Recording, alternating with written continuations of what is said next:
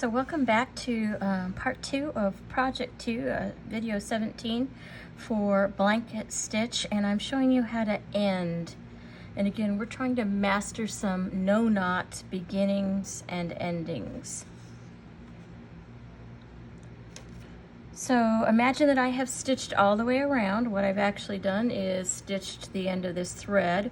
I have about between the part that folds over 5 or 6 inches of thread left. Don't go any shorter than that. I think you'll find it's just too hard to deal with. I'm going to turn the work to the back, and I want you to notice something, and that is that my thread is right here. Come up a little closer, and it's behind the loop of that parallel stitch. But I need to lock it, and really the only way I can lock that stitch as an ending is to jump over the loop. If I go back through the loop, I'm going to undo my stitch. If I go all the way down here, I've got too much stitching showing and I want it to kind of disappear. So to the best of my ability, I'm going to go slightly to its right there. And I'm going to try and go between my cotton layer and my wool layer. I don't see my needle right here, so I think I'm good. And I'm going to come up right at the end of this bite or foot or stitch, whatever you want to call it. So I'm going to push my needle through, gently pull, pull, pull, pull, pull. And once it's secure, I don't want to over pull it, I don't want to draw it up, but just enough to secure it, I'm going to say I'm where I want to be. So see how I'm slightly to the left, a teensy weensy bit of this particular stitch leg right there, but that's where my thread is coming out. And then you can do two things. Now if you can tie a really tiny knot that's not going to mess up, then by all means put a knot there.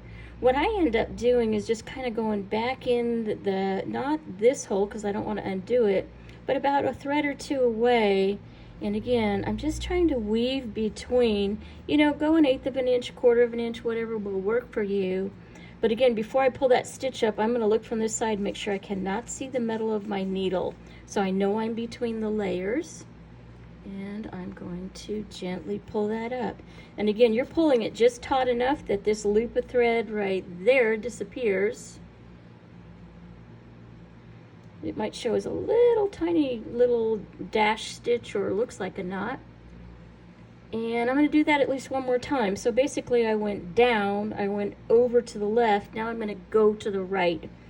Anytime you can kind of change direction when you're trying to finish something off, it's as good as, in my mind, tying a knot. So this time I've gone about 1/8 of an inch away from where I was right there. I'm going to look and make sure I see no metal, and I don't. And I'm going to pull that up. Now it fought me a little bit. See how it kind of left me a mess right there? So I'm just going to gently tug on it till that all goes away. And yes, you see a tiny little stitch right there, but it's microscopic, and over time I think it's just going to disappear.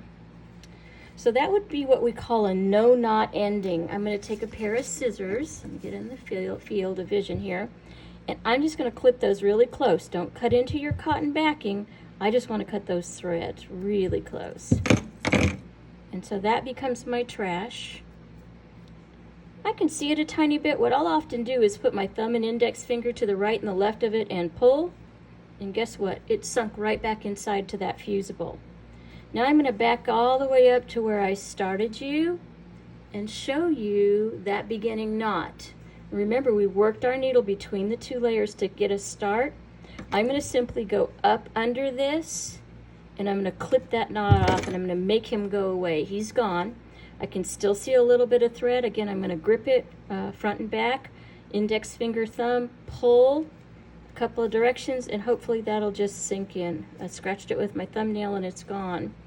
So imagine you have done that all the way. Let me get on the field. You have stitched like that all the way around. You can see you can get about one side, a little less than one side. So you'll end up splitting threads, at least into 4 separate sets of 3, if not 5 or 6 separate sets of 3, until you've gotten all the way around. So do that each time. Begin with a knot, end with a no knot ending, clip it closed, come back and clip that knot away. And imagine you've done that all the way around. I'm going to set the one I'm stitching off camera. So imagine you've stitched your blanket stitch all the way around. Let me put it flat so that you can see it. I'm going to turn it over, and this background was quite a bit lighter, and I don't think you can see anywhere where I've got a knot. So that's pretty good. I do have a little hupply-bupply right there I need to do something about. Maybe it was better trimming. That was probably right where I started. And I'm going to send you back to the iron again, as I always do. We're not ironing on parchment paper anymore. So again, I'm going to ask you to dampen the press cloth this very last time. And I'm going to say to you that you need to press it till it's dry. Turn it over, press it till it's dry. If you have a Pigma pen, I'm going to ask you, please don't use a Sharpie on fabric. It will bleed and run. You just have to take my word for it. But at this point, honestly, once you've steam fused this, again, if you've got a Pigma pen, you can write it and date it so it has a little label on it. And then I'm just going to ask you to find a really cute way to display it, whether you use it as a mug rug, or in this case, I've got this, came from one of the big box stores. I don't remember which one, but it's basically, it kind of looks like a little cabana changing area, and it's got a clothespin on it, and it's a cute way to display this if that's how you wanted to display it. Can't really tell. I'm going to stand it up and see if I can't take my camera down and show you. So there's your finished project for Fun in the Sun, Project 2, and there it is. So happy stitching. I hope you're going to come back and join us for Project 3, which is our Surf's Up truck. See if I can grab that really quick to show you. And this is our Project 3. We're going to add about 3 stitches to your stitching knowledge. But you know, when it comes to finishing this, it's exactly the same finishing steps that we just did. So I'll see you then. Happy stitching. You guys have done a great job, guys and gals, young and old. Thank you for joining us again. Southeastern Quilt and Textile Museum, Fun in the Sun, finish Project 2, and move it on to Project 3.